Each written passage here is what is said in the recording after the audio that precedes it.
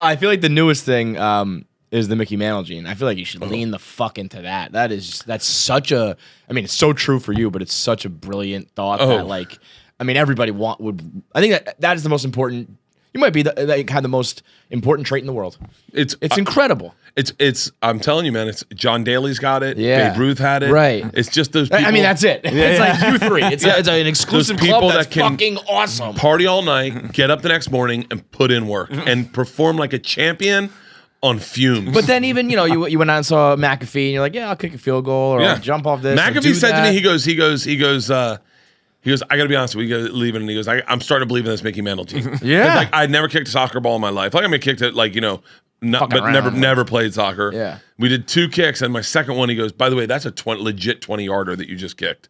And he was like, I think you could do this. Yeah. And I'm like, I got faith in you for sure. Oh, I want to go out on a field and kick. But also, I'm an athlete. Like, I know I'm fat, but people forget I was a legit athlete, like very good athlete. So like and I believe. Did you see that Yoel Ramirez clip where he talks about anything in life is possible? It's so fucking insane. Yoel Ramirez is like, he tells this story about someone beating Muhammad Ali, I think, and then did any of you guys see this? And he's like, it's so good. And I believe, like, if you can envision something, you can do it. That's why I ran the marathon. I go, just don't say no. Like this is there. I don't have an option. I'm already here. All I have to do is put one foot in front of the other foot for the next 5 hours. I can do that. Anyone can do that. Just shuffle your feet for 5 hours. Just shuffle. That's it. And I believe in that. Like Dave said the other day, he goes, I think I could swim across the Catalina Channel. And I go, really? And he goes, yeah. I go, let's do it. And he goes, hold on, you got to train. I go, no. We can do this. He goes, Bert, you're not going to last an hour. I go, let's see. But I believe, I love that. I would do a TV show just based on the Mickey Mantle gene. Yeah. I did a show called The Cinderella Story, where I would go in and enter a competition with no training, no insight, just enter the competition and see if I can win it, like the Cinderella Story, come from out of nowhere. Yeah. We did the Scottish Highland Games in Long Beach. I had no training. I got drunk as fuck, and I came in 3rd. Really?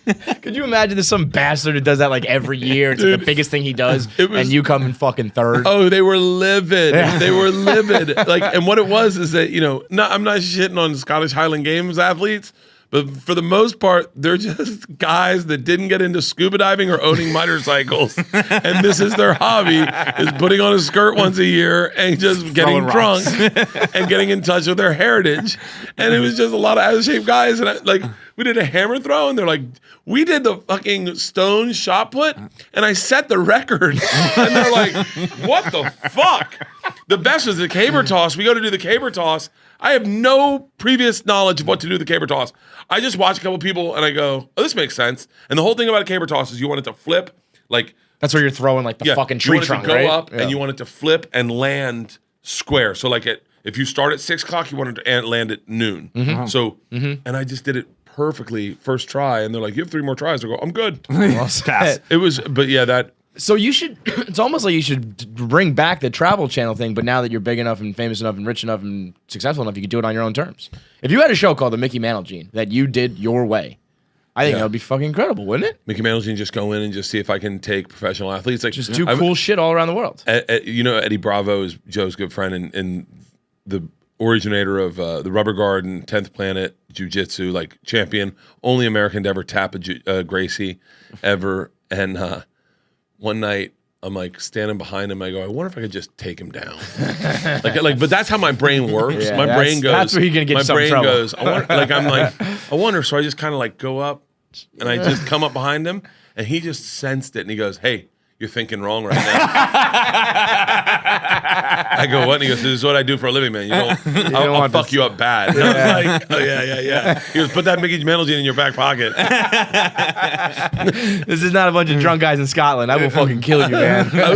Was I telling someone the other day? I go, oh, this is gonna annoy some people, but this is exactly who the fuck I am. So we move we got a new house when I'm 10 years old. We lived in like this redneck neighborhood. We get into a new house, and we go to this new church, St. Mary's, and my dad takes us to church for the first time in a new house, and we take communion, and you have to take communion. You sit and you kneel and you pray for a little bit, thank God or whatever. I sit down. By the way, this is not who my dad is at all. I sit down in the chair and I'm smiling, and my dad goes, "Hey, what were you praying for?" I said, "Nothing." He said, "Well, what were you doing on your knees?" I said, "I was thanking God." And he goes, "For what?" And I go, "For all these God-given abilities." And my dad goes, "What God-given abilities do you have?" I go, "Name it." My dad has worked his ass off for everything in life. He's just like, the fuck did I do to this kid? Jesus Christ, he shouldn't cash checks. Yeah, right. Fucking I remember, I mean, like, there's so many times, like, my personality is not, it's not like when I was in like first grade, I was playing second base for our Pinto team, and the bases were loaded, and they popped a fly ball up to me, and I caught it. And everyone cheered, and I spiked the ball. I ripped my shirt off, and I started dancing. And I mean, my dad was livid. He was like, "What the fuck?" But the people are going crazy. Yeah. Imagine seeing a 6-year-old rip his shirt off, spike a ball, and start dancing. You'd be like, "What the fuck is wrong with this kid?" And I got in the car, and my dad's like, what the fuck is wrong with you? Something's wrong with you. You don't do that. And I go, "Dad, all the guys I love in sports dance when they score." And he goes, "You spiked the ball. Everyone tagged in and ran in. It wasn't last night. You lost the game. You lost the game." I was like, "Yeah, but everyone's going to remember me dancing." And he goes, "It doesn't matter if they remember you dancing. You lost the fucking game." I go, "Oh, yeah, but it does. I think everyone's going to remember me dancing." Yeah. Thank God, man. That's why you are who you are today, dude.